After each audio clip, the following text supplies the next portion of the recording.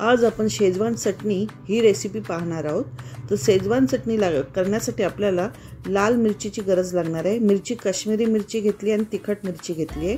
तिखट मिरची मी थोडीशी घेतली आहे, म्हणजे 8-10 मिरच्या घेतल्यात आणि काश्मीरी मिरची 100 ग्रॅम घेतली। ही मी 1 तास आधी भिजत ठेवली होती आणि त्याची आता मी देठ आणि बिया काढून घेणार आहे। बघा याप्रमाणे तिखट मिरचीची देठ काढली आहेत आणि काश्मीरी मिरचीची काढली आहेत। ही आपण आता मिक्सरला पेस्ट करून घेणार आहोत, बारीक पेस्ट करून घ्यायची आहे। आता आपण आलं आणि लसूण घेतलंय आणि कोथिंबीरच्या दांड्या घेतल्या, त्या बारीक चिरून घेणार आहोत। बघा याप्रमाणे आपण बारीक चिरून घेतलेलं आहे। आता फोडणीसाठी मी 2 मोठे चमचे तेल घालून घेतले आणि त्यात मी अद्रक बारीक चिरलेलं त्यात घालून घेते आणि लालसर झाल्यानंतर आपल्याला त्याच्यामध्ये लसूण घालून घ्यायचं आहे।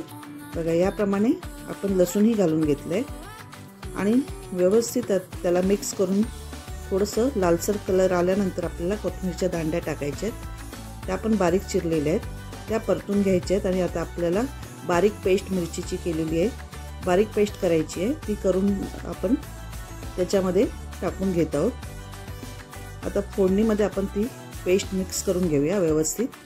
बघा याप्रमाणे आणि मोठी वेलची 2 टाकलेली आहे।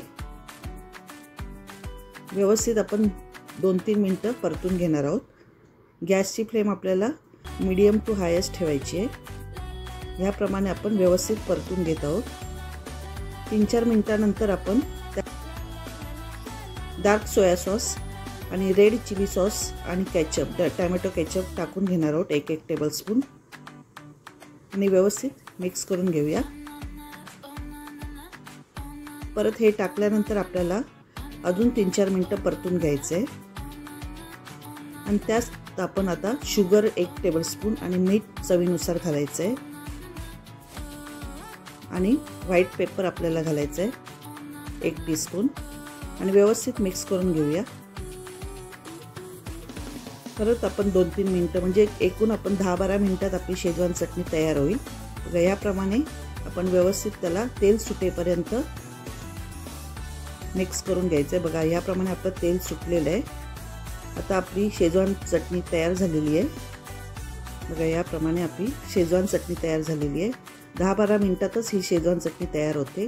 जर तुम्हाला ही माझी रेसिपी आवडली असेल तर प्लीज मला लाईक, शेअर, सबस्क्राईब करा। नमस्कार।